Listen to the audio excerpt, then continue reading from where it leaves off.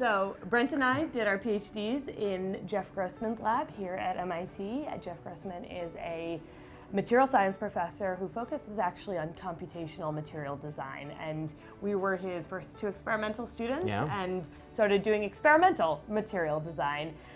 So the three of us co-founded this company in the end of 2016 and have since grown that to include a rock star team of chemists, chemical engineers, and other manufacturing related scientists. So today we're 12 people.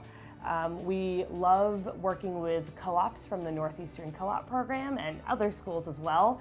And we're a very technical focused team. So we have done a lot of our business learning on the fly and continue to learn from a lot of advisors and mentors along the way.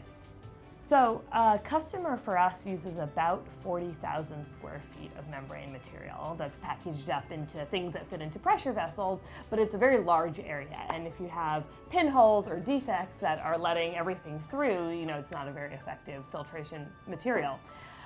So we focused a lot on scale up. We've developed some processes that allow us to kind of transition from a bench process over to a roll-to-roll process. We started at the very beginning using manufacturing methods that were already established. We're inventing a new material. We don't also need to invent the manufacturing process. So we're trying to de-risk there. And for us so far, we've done about a 6,000 times area scale up since leaving the lab at MIT. So that gets us to the first commercial size module right around now. We've left the lab 3 years ago now, so there is a couple orders of magnitude left to go, but we see the path to getting there for full-scale systems. Yeah, it's also been extremely important to us to not just stick to materials that are low cost and compatible with these processing methods, but also to integrate into our customer infrastructure in a way that plugs and plays with what they would be used to.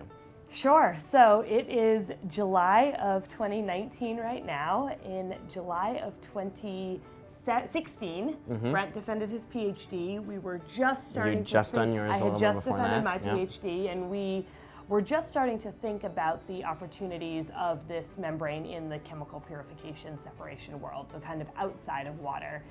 We started by going to talk to customers and spent that summer really getting deep into a bunch of different markets. A year later, in July of 2017, we signed our first term sheet for our first fundraising deal, so we were able to raise a little bit of private money. The Engine is our lead investor, which is the venture fund that MIT cornerstoned and actually made possible and created.